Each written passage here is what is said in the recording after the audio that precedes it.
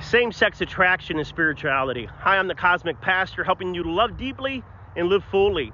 You know, many people that are raised in Christian homes or any other religious homes, they can have a lot of self-guilt and hate because they're taught that their sexuality is a sin.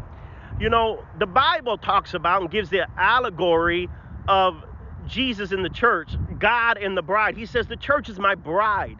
So the idea that sexuality isn't a part of our spirituality, or what they'll say, yes, if you're spiritual, you'll suppress your sexuality. You're denied your sexuality for your love for Jesus or for Muhammad or for Allah. Friends, I'm not going to try to convince those that are really far into a far-right religious literal interpretation.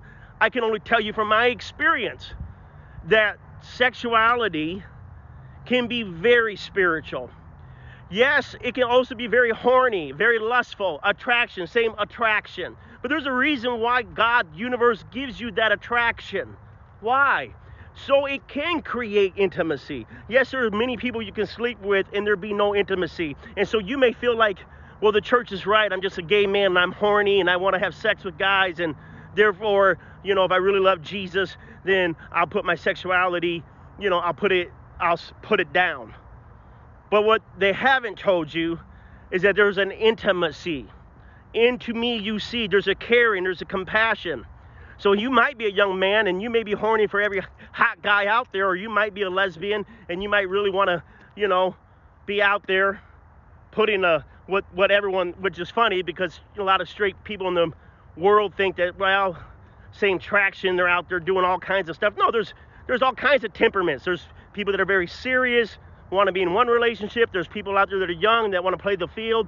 But when I say spirituality and sexuality, there comes a time in your sexual life where you are so intimate with someone and you're making love that you feel that oneness, that I want to take care of you, I want to commit to you, I want to help you.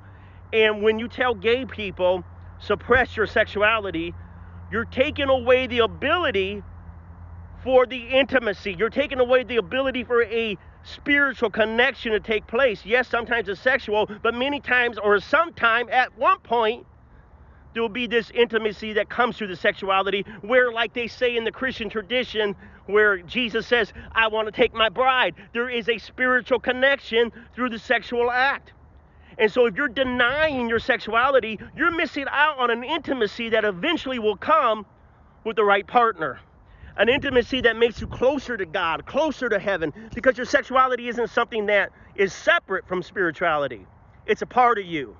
So I want to encourage you to get out there and realize you can be just as close to God in any of your sexual manifestations, any of your sexual desires. You know, another thing I want to say, and I'll end on this, you know, with that whole T.D. Jakes controversy, you know, yes, we shouldn't, you know, pedophiles or people out there that are abusing their sexual things. It doesn't matter if you're gay, straight, bi.